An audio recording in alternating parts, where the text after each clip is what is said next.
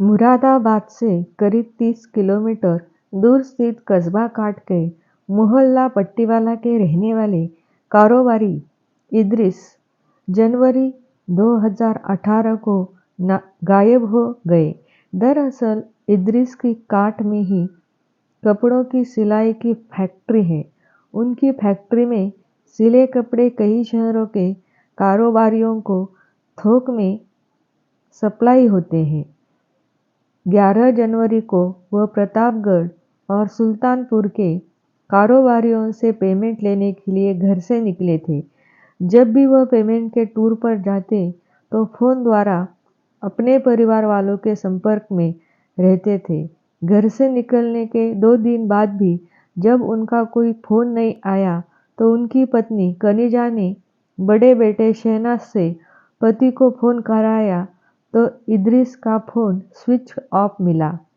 शहनाज ने अब्बू को कई बार फोन मिलाया लेकिन हर बार फोन बंद ही मिला। इस पर कनिजा भी परेशान हो गई।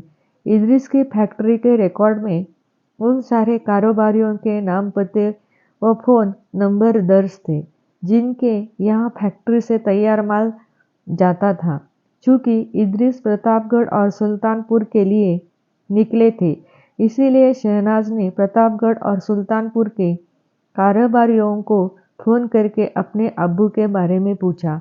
कारोबारियों ने शहनाज को बता दिया कि इद्रिस उनके पास आए तो थे लेकिन 11 जनवरी को ही पेमेंट लेकर चले गए थे। पता चला कि दोनों कारोबारियों ने इद्रिस को 5 लाख रुपए दिए थे। यह जानकारी मिलने के बाद इद्रिस के घर वाले परेशान हो गए। सभी को चिंता होने लगी। इद्रिस ने जान पहचान वाले सभी लोगों को फोन करके अपने अब्बू के बारे में पूछा लेकिन उसे उनके बारे में कोई जानकारी नहीं मिली। तभी कनिजा शहनाज के साथ प्रतापगढ़ पहुंच गई। वहां के एसपी से मुलाकात कर उन्होंने पति के गायब होने की बात बताई। 30 जनवरी 2018 को शहजाद और कनिजा थाना अमरोहा देहात पहुंचे। उन्होंने इद्रिस के गुम होने की जानकारी थाना प्रभारी धर्मेंद्र सिंह को दी। थाना प्रभारी ने शहनाज की तरफ से उसके पिता की गुमशुदगी दर्ज कर ली। शहनाज ने शक जताया कि उसके घर के सामने रहने वाली फरीदा और उसके पति आरिफ ने ही उसके पिता को कहीं गायब किया होगा। रहस्य से उठा पर्दा। मामला एक कारोबारी के गायब होने का था, इसीलिए थाना प्रभारी ने सूचना एसपी सुधीर यादव को दे दी। एसपी सुधीर यादव ने सीओ मोनिका यादव के नेतृत्व में एक जांच टीम गठित की।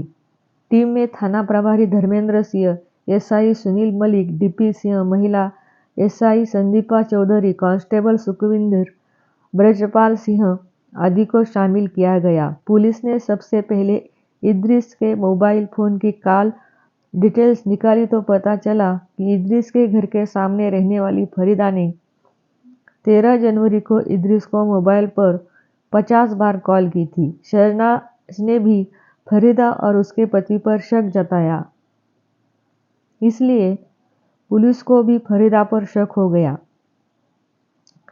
पुलिस ने फरीदा और उसके पति आरिफ को पूछताछ के लिए उठा लिया।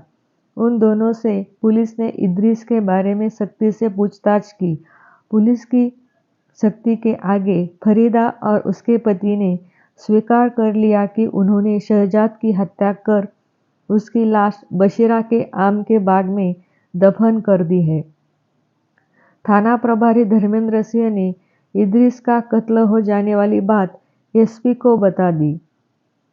यह जानकारी पाकर एसपी सुधीर कुमार थाना अमरोहा देहात पहुंच गए। उनकी मौजूदगी में थाना प्रभारी ने अभियुक्तों को रायपुर कला निवासी बशीरा के आम के बाग में ले जाकर खुदाई कराई तो इद्रिस की लाश करीब 5 फीट नीचे दबी मिली। पुलिस ने वह लाश अपने कब्जे में ले ली। जरूरी कार्रवाई करके पुलिस ने इद्रिस की लाश पोस्टमार्टम के लिए भेज दी। फरीदा और आरिफ ने पूछताछ के दौरान इद्रिस की हत्या की जो कहानी बताई वह अवैध संबंधों पर आधारित निकली। इद्रिस की काट में ही कपड़ों की सिलाई करने की फैक्ट्री थी। उसकी फैक्ट्री में फरीदा नाम की महिला भी सिलाई करती थी। वह इद्रिस के घर के सामने ही रहती थी। उसका पति साइकिल मरम्मत करता था। अन्य कारीगरों के मुकाबले इद्रिस फातिमा का बहुत ख्याल रखता था। इतना ही नहीं, वह अन्य कारीगरों से उससे ज़्यादा पेमेंट करता था। इस मेहरबानी की वजह यह थी कि इद्रिस फरीदा को चाहने लगा था। इद्रिस की कोशिश रंग लाई और उसके फरीदा से प्रेम संबंध बन गए। इद्रिस और फरीदा दोनों ही बाल बच्चेदार थे। जहाँ इद्रिस के 5 बच्चे थे, वहीं फरीदा भी 2 बच्चों की माँ थी। करीब 1.5 साल से दोनों के नाजायज संबंध चले आ रहे थे। इसी दौरान फरीदा एक और बेटे की माँ बन गई। इद्रिस फरीदा के छोटे बेटे को अपना बेटा बताता था, इसीलिए वह उसका कुछ खास ही ख्याल रखता था। इद्रिस फरीदा को बहुत चाहता था। वह चाहता था कि फरीदा जिंदगी भर के लिए उसके साथ रहे, इसलिए वह फरीदा पर निकाह करने का दबाव बना रहा था। समझाने पर भी नहीं माने फरीदा और इद्रिस। उधर इद्रिस और फरीदा के प्रेम संबंधों की जानकारी पूरे मोहल्ले को थी। फरीदा के पति आरिफ ने भी फरीदा को बहुत समझाया कि उसकी वजह से परिवार की मोहल्ले में बदनामी हो रही है, वह इद्रिस से मिलना बंद कर दे। इधर इद्रिस के पिता बाबू ने भी इद्रिस को समझाया कि वह क्यों अपनी घर गृहस्थी और कारोबार को बर्बाद करने पर तुला है। फरीदा को भूलकर वह अपने परिवार पर ध्यान दे। लेकिन इद्रिस फरीदा के प्रेम जाल में ऐसा फंसा था कि उसे छोड़ने के लिए तैयार नहीं था। उसके सिर पर एक ही धुन सवार थी कि फरीदा अपने पति को तलाक देकर उसके साथ निकाह कर ले। वह यही दबाव फरीदा पर लगातार बना रहा था, पर फरीदा ऐसा करने को मना कर रही थी। वह कह रही थी कि जैसा चला आ रहा है वैसा ही चलता रहने दो। घटना के करीब 15 दिन पहले जब रात में फरीदा के पास इद्रिस का फोन आया तो फोन की घंटी बजने से आरिफ की नींद खुल गई। फरीदा लिहाफ के अंदर ही इद्रिस से बातें करने लगी। किसी किसी फोन के स्पीकर की आवाज़ इतनी तेज होती है कि पास का आदमी भी बातचीत सुन सकता है। फरीदा के पास भी ऐसा ही फोन था। वह अपने प्रेमी इद्रिस से जो भी बात कर रही थी वह आरिफ भी सुन रहा था। इद्रिस उससे कह रहा था कि वह अपने पति आरिफ को ठिकाने लगवा दे। इस काम में वह उसकी पूरी मदद करेगा। उसके बाद हम दोनों निकाह कर लेंगे। अपनी हत्या की बात सुनकर आरिफ के होश उड़ गए। उसने उस समय पत्नी से कुछ भी कहना मुनासिब नहीं समझा। सुबह होते ही आरिफ ने इस बारे में पत्नी से बात की। वह झूठ बोलने लगी। इस बात पर दोनों के बीच नोक-झोंक भी हुई। इसके बाद आरिफ ने फरीदा को विश्वास में लिया और घर गृहस्थी का वास्ता देकर कहा, देखो फरीदा, इद्रिस कितना गिरा हुआ आदमी है। वह मेरी हत्या कराने पर तुला है। अपने स्वार्थ में वह तुम्हारी भी हत्या करवा सकता है। तुम खुद सोच लो कि अब क्या चाहती हो, यहाँ रहोगी या उसके साथ। फरीदा ने अपने बच्चों का वास्ता देकर आरिफ से कहा, मैं इसी घर में तुम्हारे और बच्चों के साथ रहूंगी, उसके साथ नहीं जाऊंगी।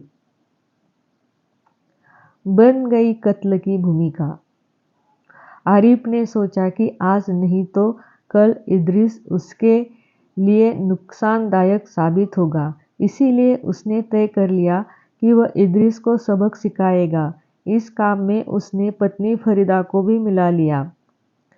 फरीदा ने पति को यह भी बता दिया कि इद्रिस पार्टियों से पेमेंट लेने के लिए प्रतापगढ़ और सुल्तानपुर गया हुआ है। इस पर आरिफ ने उसके कहा कि किसी बहाने से उसे बुला लो तो बाकी का काम वह कर देगा। आरिफ के साले फरियाद को यह पता था कि इद्रिस की वजह से उसकी बहन के घर में तनाव रहता है, इसलिए आरिफ के कहने पर फरियाद भी इद्रिस की हत्या के षड्यंत्र में शामिल हो गया। उधर प्रतापगढ़ और सुल्तानपुर के कारोबारियों से करीब 5 लाख रुपए का कलेक्शन करके इद्रिस 13 जनवरी को काट लौट रहा था। सफर में उसने अपना फ़ोन साइलेंट मोड पर लगा लिया था। फरीदा ने इद्रिस से बातें करने के लिए फ़ोन किया, पर इद्रिस को इसका पता नहीं चला। फरीदा उसे लगातार फ़ोन कर रही थी। काट पहुंचने पर इद्रिस ने जैसे ही अपना फ़ोन देखा तो प्रेमिका के 50 मिस्ड कॉल देखकर चौंक गया। उसे लगा कि पता नहीं क्या बात है जो उसने इतनी बार फ़ोन मिलाया। इद्रिस ने फरीदा को फ़ोन करके कहा, फरीदा, मेरा फ़ोन साइलेंट मोड पर था, इसलिए तुम्हारी कॉल के बारे में पता नहीं लगा। बताओ क्या बात है? मैंने तय कर लिया है कि मैं आरिफ को तलाक देकर तुझसे निकाह करूंगी। इसी बारे में तुमसे बात करना चाह रही थी। फरीदा बोली, मैं चाहती हूँ कि तुम अभी काट बस अड्डे पर आ जाओ, वहीं पर हम बात कर लेंगे।